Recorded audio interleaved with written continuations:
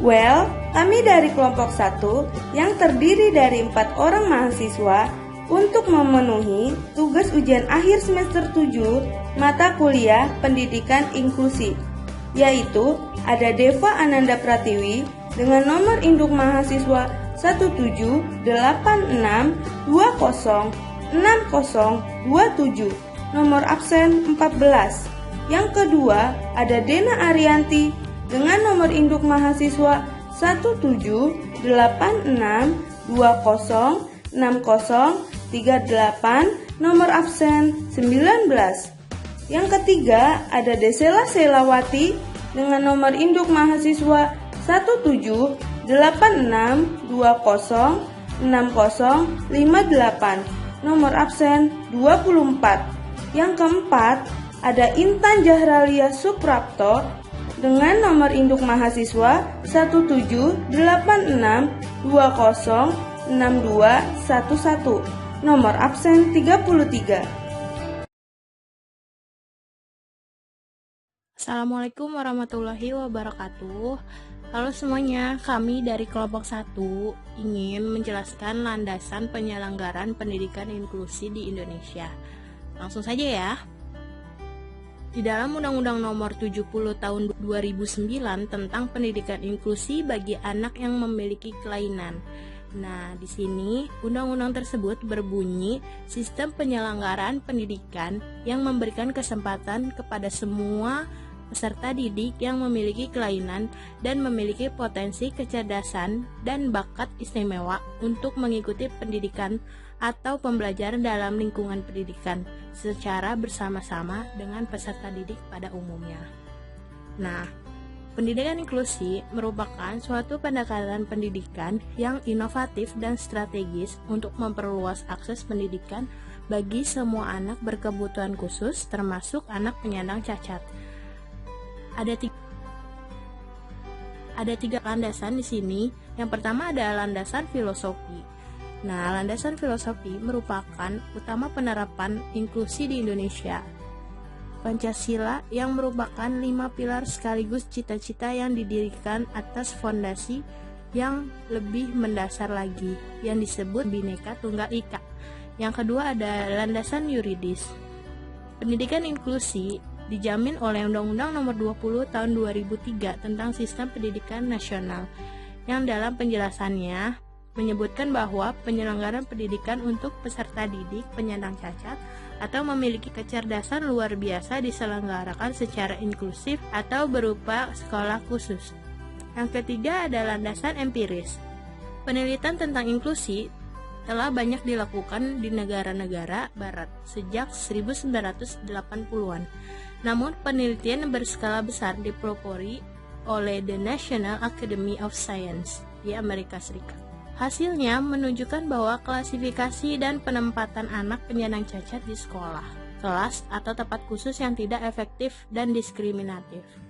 Layan ini merekomendasikan agar pendidikan khusus secara segregatif hanya diberikan terbatas berdasarkan hasil identifikasi yang tepat.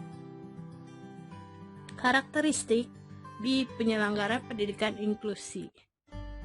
Untuk proses identifikasi dan asesmen yang akurat perlu dilakukan oleh tenaga yang terlatih atau profesional di bidang untuk dapat menyusun program pendidikan yang sesuai dan objektif. Pendidikan inklusi ini menurut pihak sekolah melakukan penyesuaian baik dari segi kurikulum, sarana pendidikan, prasarana pendidikan maupun sistem pembelajaran yang disesuaikan dengan kebutuhan individu peserta didik. Ada 4 sistem pembelajaran yang disesuaikan dengan kebutuhan individu peserta didik. Yang pertama, karakteristik, fisik peserta didik, identifikasi anak berkebutuhan khusus, dan tenaga pendidik. Adapun karakteristik, yang pertama, anak berkebutuhan khusus atau ABK belajar dalam satu lingkungan pendidikan secara bersama dengan anak lainnya. ABK memperoleh layanan pendidikan yang bermutu. ABK memperoleh layanan pendidikan yang sesuai dengan kemampuan dan kebutuhannya. Yang terakhir, sistem pendidikan disesuaikan dengan kemampuan anaknya.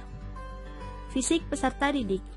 Ada 10 kelainan fisik peserta didik. Yang pertama tunanetra, yang kedua tunarungu, yang ketiga tunawicara, yang keempat tunagrahita, yang kelima tunadaksa, yang keenam tunalaras, yang ketujuh berkesulitan belajar, yang kedelapan lamban belajar, 9 autis, yang ke-10 memiliki gangguan motorik, yang ke-11 menjadi korban penyalahgunaan narkoba, obat terlarang, dan zat adiktif lainnya. Yang terakhir, tunaganda dan memiliki kelainan lainnya. Identifikasi anak berkebutuhan khusus. Ada 4, yaitu hakikat, tujuan, asesmen, dan fungsi. Tenaga pendidik adalah tenaga pendidikan profesional yang mempunyai tugas utama mendidik, mengajar, membimbing, mengarahkan, melatih, menilai, dan mengevaluasi peserta didik pada satuan pendidikan tertentu yang melaksanakan program pendidikan inklusif. Tenaga pendidik itu meliputi guru kelas, guru mata pelajaran, dan guru pendidikan khusus. Ada 5 faktor pendukung penyelenggaraan pendidikan inklusi di Indonesia. Yang pertama, sikap dan keyakinan yang positif.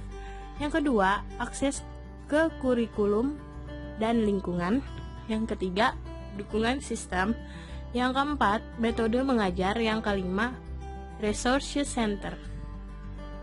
Sikap keyakinan yang positif. Yang pertama, guru reguler memiliki bahwa ABK dapat berhasil. Yang kedua, kepala sekolah merasa bertanggung jawab atas hasil belajar ABK. Yang ketiga, seluruh staf dan siswa sekolah yang bersangkutan telah dipersiapkan untuk menerima kehadiran ABK.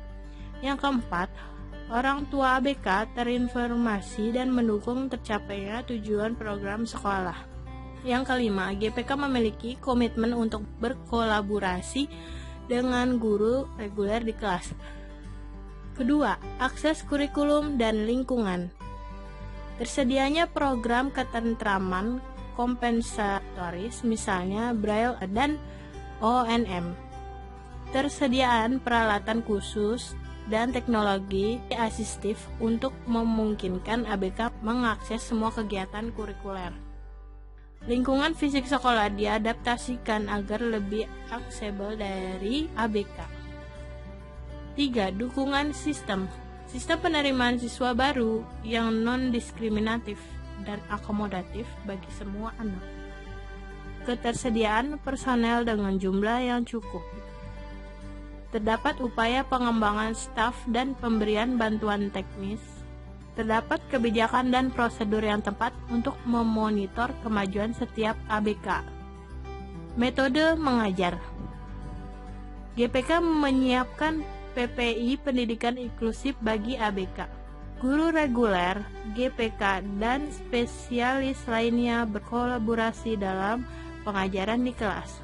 Guru memiliki pengetahuan dan keterampilan yang diperlukan untuk memilih dan mengadaptasikan materi pelajaran. Dipergunakan bagi strategis pengelola kelas. Guru menciptakan lingkungan belajar kooperatif dan mempromosikan sosialisasi bagi semua siswa. Resources Center terbagi menjadi 5 bagian: proaktif, memberikan advice dan konsultasi, menyediakan layanan guru kunjung, menyediakan alat bantu khusus, menyelenggarakan pelatihan, menyelenggarakan kampanye kesadaran masyarakat.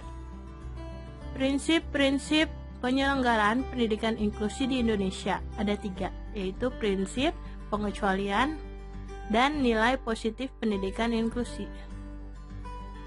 Langkah-langkah penyelenggaraan pendidikan inklusi di Indonesia. Ada 5 hal-hal yang harus diperhatikan.